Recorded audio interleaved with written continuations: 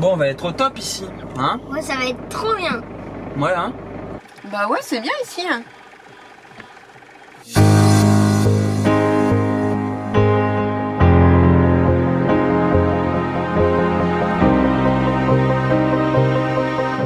Salut tout le monde, bienvenue sur la chaîne du clan Rapido Wildlife. Aujourd'hui, dans cette première vidéo, on va vous expliquer comment on a réussi à rester confiné en France et pourquoi on a choisi cette solution. À la fin de cette vidéo, on vous a concocté un petit bonus dans lequel on vous fait partager un petit peu de nos aventures et toute la nature qu'on a pu découvrir là où on est resté confiné. Mais avant toute chose, présentation du clan. Bonjour joli cœur, comment tu t'appelles? Lina. T'as quel âge? Poisson. Yeah.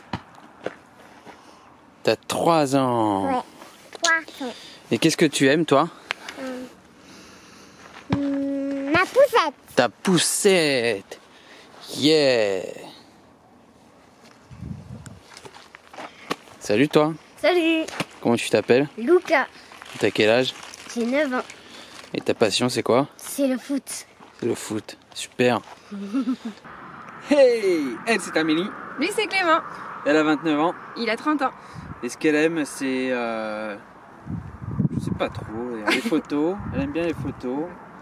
Il faut dire que sa plus grande qualité c'est qu'elle a toujours un temps d'avance sur tout. Et lui il voit toujours la vie en rose, tout va tout le temps bien. Et puis ce qu'il adore le plus c'est son gros camion. Et lui c'est Rapido, notre fidèle compagnon. Et à nous 5, on forme le clan Rapido Wildlife.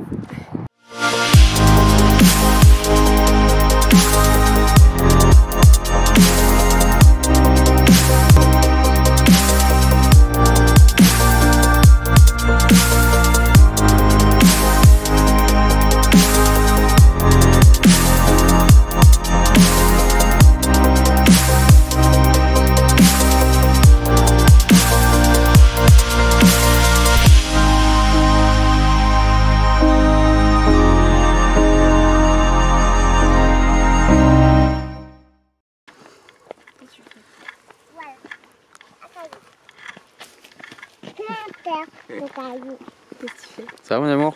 Ouais, ça va et toi? Ouais. Alors tu expliques aux gens pourquoi on a décidé de se confiner dans le Périgord? Ouais, bah oui.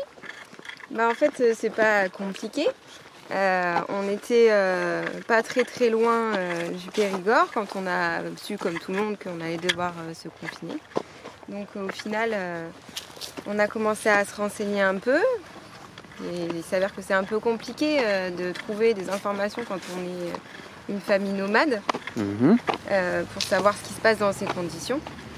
Donc ce qu'on a fait, c'est que le matin j'ai regardé sur internet, j'ai tapé vie nomade et confinement et je suis tombée sur une carte interactive qu'une femme avait réalisée qui permettait de voir les personnes qui accueilleraient sur leur terrain avec différents types de particularités. Donc est-ce qu'on a accès à l'eau, etc., l'électricité, qui décrivait un peu le terrain. Et puis du coup, je vous mettrai le lien dans la description. Et donc on a trouvé, comme on voulait aller dans le Périgord, parce que c'est un endroit qu'on aime particulièrement pour la nature, etc., l'architecture et puis toutes les découvertes qu'il y a à faire autour. Donc du coup, on a décidé de se confiner là-bas. Donc on a trouvé sur la carte quelqu'un qui pourrait nous accueillir à Montignac. Et donc on l'a appelé. Et puis il nous a accueillis sur son terrain et ça fait maintenant 1 mois qu'on y est. Et ça se passe super bien. Il nous accueille... Enfin, l'accueil il est hyper chaleureux, c'est vraiment comme une famille en fait. On partage plein de choses ensemble. Il nous donne l'eau, l'électricité gratuit. On s'est demandé au début comment on allait faire pour pouvoir avoir un échange, comment ça se passait financièrement, etc. Et puis finalement...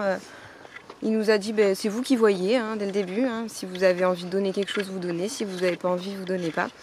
Nous on n'est pas du tout comme ça, mais après on ne veut pas lui donner d'argent, On préfère avoir vraiment un échange et en fait c'est exactement ce qui se passe depuis un mois en fait. On échange beaucoup de moments, autant lui avec sa façon de voir les choses et son vécu, puisque c'est quand même quelqu'un qui est beaucoup plus âgé que nous, mais qui a beaucoup d'ambition.